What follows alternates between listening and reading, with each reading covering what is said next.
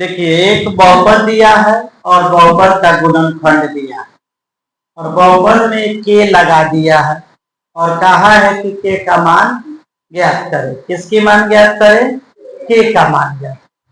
आराम से आप के का मान निकाल सकते हैं, ठीक है ना।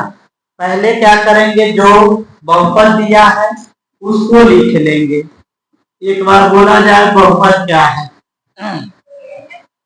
2x² है। अच्छा शुरू में kx² बोला जाए।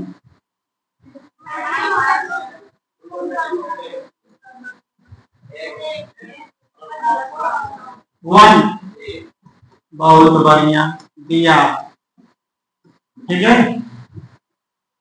ये बहुपद है, px जो है बहुपद है, ये क्या किया है, दिया हुआ है, ठीक है। साथ में px का गुणनखंड भी है। px का क्या है? गुणनखंड। कितना दिया है वो? x - 1 क्या किया है, दिया है। क्लियर है। अब इस गुणनखंड का हम लोग क्या करेंगे, शून्यक निकाल लेंगे और वही शून्यक उसमें क्या करेंगे, बहुपद में ले जाके रखेंगे, ठीक है ना। आप खूब जानते हैं किसी भी गुणनखंड का, किसी भी बहुपद के गुणनखंड का शून्यक अगर बहुपद में रखा जाता है तो वह कट कुट के, ठीक है ना, कितना आता है, 0। Very good. कितना आता है? 0 आता है। यानी हम इसका शून्यक अगर निकालेंगे, हम लिख लेंगे चूंकि x - 1 बराबर 0, ये मान लेंगे माना, ठीक है। या इसलिए x बराबर क्या हो जाएगा, x बराबर हो जाएगा -1 है तो क्या हो जाएगा, +1। इसी x का मान इस x में रख देंगे, ठीक है ना। यहाँ लिखेंगे चूंकि x का मान कहाँ रखना है, हाँ px में रखने। हाँ एक बार डायरेक्ट मान मत रखिए, एक बार px को लिख लीजिए, अब तो उसका क्या करेंगे, मान को रखेंगे, तब उसके मान को रखेंगे। क्लियर है बात।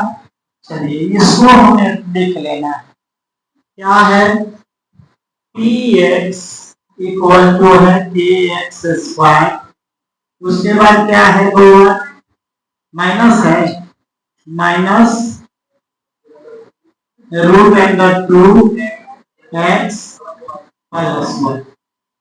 अब बताइए x के जगह आपको क्या रखना है, 1 रखना है, तो आप क्या करेंगे, या x के जगह 1 रखेंगे।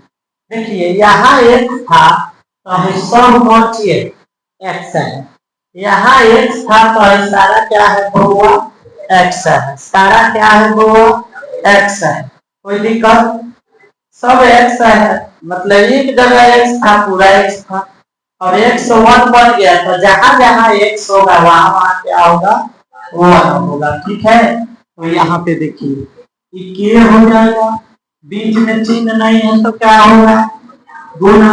x के जगह पर क्या रखना है, 1, और 1 रखेंगे, इसका घात कितना है, रहेगा कि हट जाएगा, रहेगा होगा, क्या होगा, रहेगा -√2। इनके बीच में क्या चिन्ह है, बोलिए जोर से, पढ़ना तो बोलो, क्या दिक्कत है,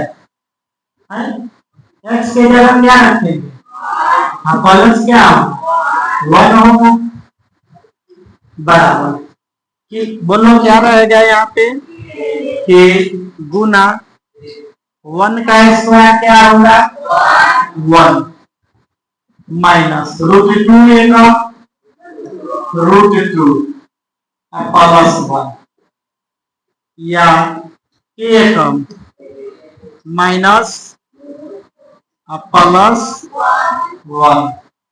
प्लस क्या हो जाएगा, 1 हो जाएगा। कोई भी दिक्कत या डाउट यहाँ तक, यहाँ आना कितना चाहिए, शून्यक का मान रखे तो यहाँ आना चाहिए, लेकिन आया कितना, इतना, तो ये 0 के बराबर होगा कि नहीं होगा, हम लिख सकते हैं, देखिए यहाँ P1 चाहे यहाँ हम लिख देंगे, इसलिए P1 बराबर क्या है इतना। हम लिखेंगे चूंकि P1 बराबर ऐसे लिख लेंगे, यदि P1 बराबर क्या हो 0 हो तो क्या होगा। ठीक है, P1 बराबर 0 तो होता है, तो हम मान लेंगे कि यदि P1 बराबर 0 तो बताइए P1 बराबर इतना, अब P1 बराबर 0 तो इतना बराबर 0 होगा कि नहीं होगा। मैथ का एक रूल है कि LHS बराबर LHS हो तो RHS बराबर क्या होगा RHS बराबर RHS हो तो LHS बराबर क्या होगा LHS। यानी राम का भाई श्याम हो और रामे का भाई मोहन हो तो श्याम और मोहन आपस में क्या होंगे भाई होंगे, होंगे कि नहीं होंगे। उसी तरह यह और यह दोनों क्या हो जाएगा 0 के बराबर हो जाएंगे। ठीक है, k माइनस √2 प्लस 1 लिख देंगे, इसलिए k माइनस √2 प्लस 1 बराबर 0। हमें किसका मान निकालना है तो k रख लेंगे, बाकी सब को उधर भेज देंगे। k यहाँ रह गया, भाई माइनस है तो क्या होगा प्लस √2 और प्लस है तो क्या हो जाएगा माइनस। यही आपको आंसर निकालना है। k का मान हमें ज्ञात करना था, आराम से हम k का मान ज्ञात कर लिए। बोलिए क्लियर है कि नहीं, है ना, समझ में आया है कि नहीं आया।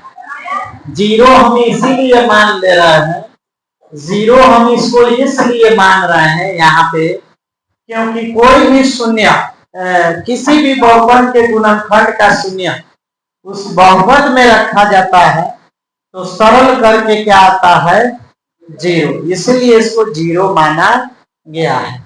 ठीक है, तो बढ़िया समझ में आया, किसी को कोई प्रॉब्लम नहीं ना है। ठीक है, आप इसको